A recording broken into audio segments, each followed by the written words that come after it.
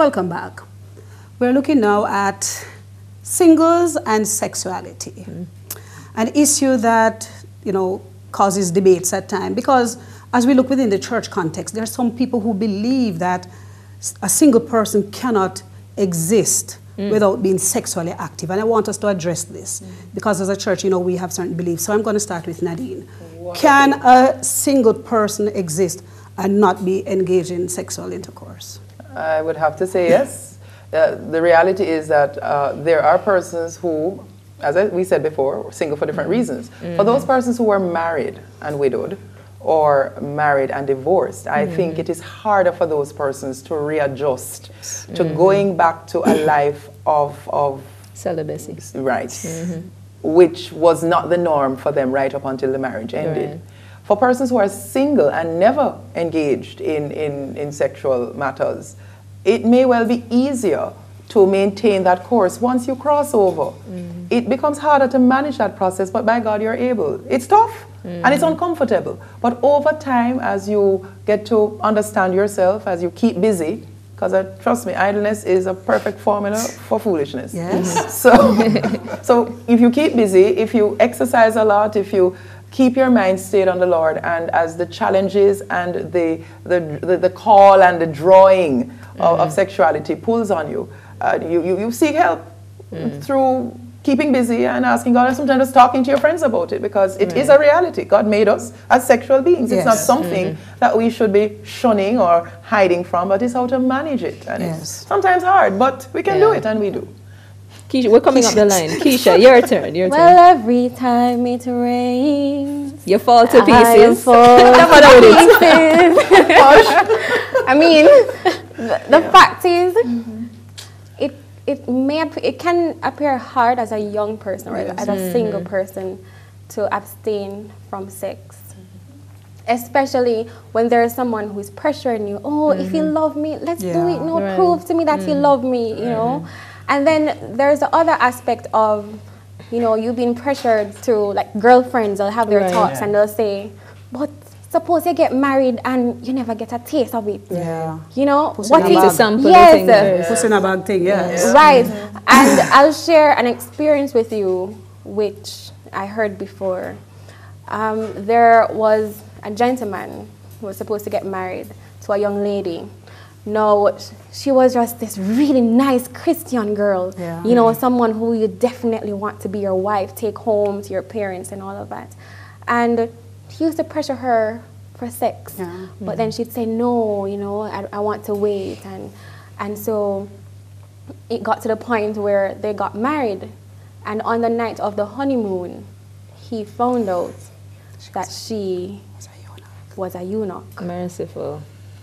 And the problem is, she didn't make him aware of this before, and it's unfair. Yes, you know, and that's just one of the cases. But I'm just saying that it happens, you know, some persons believe that no, man, you have to taste it first.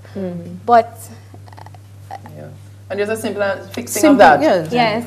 Persons who are getting ready to be married should have, by normal routine, gone to the doctor, have Yes. medicals, Yes. and the doctors inform both parties that your medicals are fine, your results are fine, your blood test. I think that is now protocol. Yes. So I think we've probably gone beyond those times. So we have an answer for that. Yes. Right. So yes, persons believe that okay, you can't buy puss in a bag. Yes. But the fact is, I believe that once you're going to enter a relationship, one, you have to pray. If you used to pray one time per day, know that you need to pray more often and ask God to guide you, ask Him to show you that yes, this is the person that you ordained for me to be with.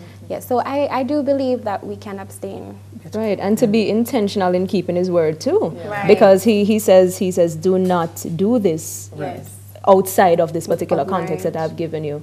So, Sister Pinnock, Auntie Jerry, Geraldine. All the above. All of the above.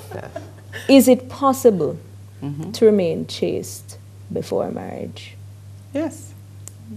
Simple answer. And it is a decision that you have made. Once you've made the decision, this is what is going to happen. You hold to the decision. Sometimes it's going to be hard, but as Keisha says, pray. Pray till the light breaks through. You know, I'd love to share my personal experience as a child growing up. when your family, you have a wonderful relationship with your mother and your father, and they have a lot of respect for you as a person, so does your community, so does your church and your school. I mean, I looked at friends. I was very active as a child in tennis and swimming, traveled all over the island and elsewhere.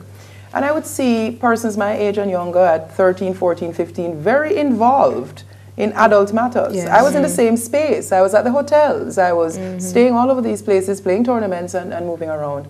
And it became clear to me that my value system and my personal concept of myself and the knowledge of the respect and confidence my parents had in me made that not something that was an option. Never, it would not have been one of the things I would do. Right. And well into my 20s, having no such interaction, that was the norm for many others, even who call the name of Christ. So again, it has a lot to do with your upbringing, your concept of yourself, and the value that you place intrinsically on you, and that your local community and family members hold. Couldn't disappoint. In fact, we went out on the street. This is a different aspect of it because you have brought out the seriousness of looking at who you're selecting. In fact, we're told in one of my favorite writers' words that it has eternal consequences.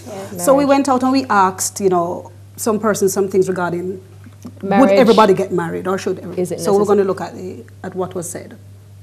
Because most women, I think, would like to. The men probably wouldn't, but most women would like to. Why not? I don't think we have enough males and females to cover that marriage thing. Some people don't like married. Well, they don't want no responsibility. They want free. No, I don't think so. Because, you know, some people just can't find their suit. They have different things that they're looking for. You will never ever find the perfect person. So those who are looking for the perfect person, I don't think they'll ever get married.